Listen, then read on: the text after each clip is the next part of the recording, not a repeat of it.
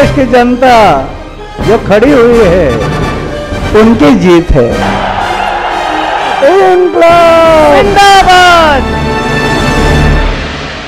हो सकते हैं भी, और हम लोग को सीखना चाहिए अन्ना जी से कि 74 साल के उम्र में 12 दिन तक ये टिके हुए हैं। इसको भी सवाल है। हाँ, ये सवाल बड़ा सवाल है, क्या सुना जाए। और हम लोग को अनशन बड़ा भारी अमोल अस्त्र है, लेकिन 74 साल का वो इंसान और टनाटन बोलना और ये कहना कि हम 3 किलोमीटर अभी दौड़ जाएंगे, यह हम नए राजनीति करने वाले लोगों को सीखना चाहिए। और डॉक्टर साहब लोगों को जरूर रिसर्च करना चाहिए और किताब भी लिखना चाहिए कि अन्ना जी के अनशन का इतना लंबा राज क्या है, कौन सा तत्व उनके अंदर है, कौन चीज हम लोग पान करें ताकि हम लोग को भी कभी जाना हो। एक सांसद ने कहा, अरे 12 दिन का अनशन हो सकता है बिना खाए पिए? ऐसे एक संसद का सवाल आगे आ गया। मैं उनको कहना चाहता हूं, अरे ब्रह्मचर्य व्रत की शक्ति क्या होती है? जिन्होंने 10-12 बच्चों को जन्म दिया, वो ब्रह्मचर्य व्रत की क्या शक्ति समझेगा? आपने सुना मानक, हंसी आ रही है। आपने सुना जिस ढंग से लालू यादव ने संसद में कहा कि अन्ना हजारे क्या खाते हैं, कैसे रहते हैं, उन पर रिसर्च होना चाहिए। 74 साल का एक आदमी कैसे 12 दिन तक अनशन करता है, डॉक्टर्स को रिसर्च करना चाहिए। और उन्होंने ये भी कहा कि अन्ना हजारे कौन सा तत्व लेते हैं, हम लोग क्या खाएं पिएं कि उस तरह से रहें। ये अन्ना हजारे के बारे में लालू ने कहा और अन्ना हजारे ने जो जवाब दिया वो भी आपने सुना। हालांकि इसको लेकर कई लोगों की अलग अलग राय है कि अन्ना हजारे को शायद ऐसा नहीं कहना चाहिए। उन्होंने जो कहा आपने सुना, लेकिन डॉक्टर साहब आपने सुना लालू यादव कह रहे रिसर्च होना चाहिए। मेडिकली कोई रिसर्च की जरूरत नहीं है। एक आदमी 3 मिनट बिना सांस के, 3 दिन बिना पानी के और 3 हफ्ते बिना खाने के रह सकता है, अगर वो हेल्दी हो तो। हेल्दी आदमी हो, अगर कोई हेल्दी आदमी नहीं है तो नहीं रह सकता। हम लोग तो नहीं रह सकते, बिल्कुल रह सकते आप 2 दिन नहीं रह सकते, 2 दिन काट लिए तो तीसरे दिन से लेके 21 दिन तक आराम से रह सकते हो। तो शाहनवाज जी से हम पूछेंगे, लेकिन ये बताइए फिर जो 545 सांसद हैं लोकसभा में और 250 राज्यसभा में, इसमें तन मन से सादगी योगी और ऐसे लोग हैं जो 10-5 दिन अनशन कर सकें, जो आप तो 3 हफ्ते की बात कर रहे हैं? इनको ट्राई करना चाहिए। चलिए शाहनवाज जी, मुझे लगता है बात किसी और डायरेक्शन हो रहा है। शाहनवाज जी बात की दिशा बदलते हैं। शाहनवाज मुझे कोई इत्तेफाक नहीं है। शाहनवाज जी, जिन मुद्दों पर हम बहस कर रहे थे वहीं आते हैं। तुषार गांधी ब्रेक के पहले कह रहे थे तो गलतफहमी होगी।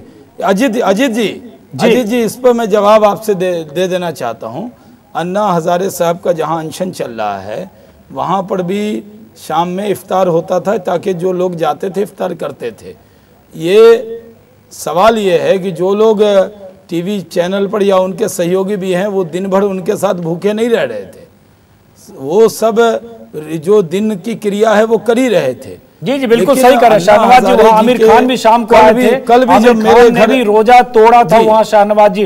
लेकिन हम बात उसी मुद्दे पर करते हैं जो मुद्दा है। भारतीय जनता पार्टी इसको ये विषय नहीं बनाती। जहां तक बीजेपी के प्रवक्ता के तौर पर मैं कहूं कि कोई जश्न मनाए अन्ना जी के व्रत के वक्त में तो हमें जरूर उस पर एतराज होगा, लेकिन इफ्तार या व्रत में हमने एतराज नहीं किया है। शाहनवाज जी मुझे लगता है मुद्दे से भटक रहे हैं। मुद्दा ये है पॉलिटिकल क्लास को लेकर जो सवाल उठा, मुद्दा यह है अन्ना हजारे ने जिस ढंग से अनशन किया और उसके बाद अन्ना हजारे की एक तरह से जो जीत हुई, जिस ढंग से संसद ने अन्ना हजारे की मांगों के समर्थन में प्रस्ताव पारित किया, उससे बड़ा सवाल यह है शाहनवाज जी जो अभी कह रहे थे तुषार गांधी कि पॉलिटिकल क्लास ने अपनी चमड़ी बचाने के लिए अन्ना हजारे की मांगों का समर्थन किया है। मुझे लगता है जवाब आपको इसका देना चाहिए थोड़ी साफ गोई से कि यह सवाल 12 दिन के बाद सबको क्यों एहसास हुआ और क्यों ऐसी नौबत आई कि पॉलिटिकल क्लास को जिसे जनता चुनकर भेजती है, सांसदों को जिसे जनता चुनकर भेजती है, उन सांसदों पर बाहर किसी मैदान में बैठ के जनता को दबाव बनाना पड़ा। देश भर में कोई ऐसा दबाव बना कि संसद को झुकना पड़ा। शाहनवाज जी देखिए, एक ही चाबुक से सबको हाँक लेंगे तो क्या होगा? भारतीय जनता पार्टी विपक्ष में है, शुरू से हम कह रहे हैं लोकपाल बिल लाए, अब ये आप सवाल करेंगे जब आप थे तो क्यों नहीं लाए?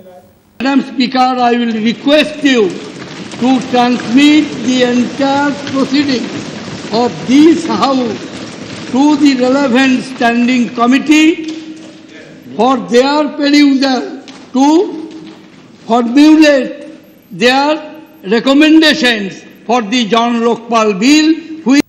तो आपने सुना प्रणब मुखर्जी संसद में कह रहे थे प्रस्ताव को भेज दिया गया स्टैंडिंग कमेटी के पास। पूरे देश को इंतजार है वो दिन कब आएगा जब मजबूत लोकपाल इस देश में होगा और लोकपाल की तर्ज पर राज्यों में लोकायुक्त भी। एक सवाल शाहनवाज हुसैन जी, जनता की उम्मीदें कुछ ऐसी जगी है, लोगों को लगने लगा है कि अगर लोकपाल आ गया इस देश में, लोकपाल बिल पारित हो गया, जिस तरह के बिल की बात की जा रही है, तो देश से भ्रष्टाचार बहुत हद तक खत्म हो जाएगा। जो लोग अन्ना हजारे को जो लोग सुन रहे हैं, अन्ना हजारे 65% भ्रष्टाचार के खत्म होने की बात कर रहे हैं। लेकिन क्या यह सच है कि भ्रष्टाचार 65% खत्म हो जाएगा? क्या इसको यकीन किया जाए कि यह लोकपाल का इस देश में बनना भ्रष्टाचार के खात्मे की शुरुआत हो जाएगी?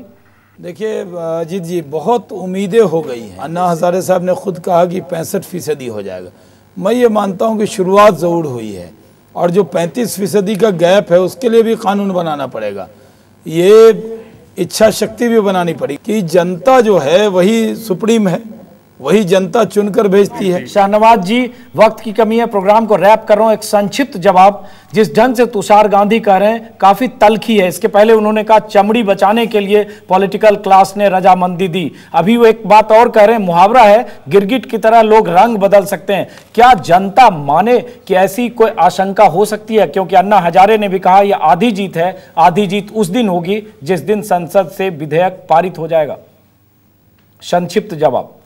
अब ये तुषार जी के अपने शब्द हैं, गिरगिट और चमड़ी, मैं इस पर तो रिस्पॉन्ड नहीं कर सकता, लेकिन मैं आपको ये कह सकता हूँ कि भारतीय जनता पार्टी पूरी तरह कमिटेड है कि इस बिल को स्टैंडिंग कमेटी में भी वही लड़ाई लड़ेंगे जो पार्लियामेंट के अंदर लड़े, और इस बिल को पास कराकर ही दम लेगी भारतीय जनता पार्टी। जहाँ तक भ्रष्टाचार का सवाल है, अगर हम ये मान लें कि कानून से खून का कानून है 302 तब भी खून हो रहे हैं, तो फिर कोई कानून ही नहीं बनेगा।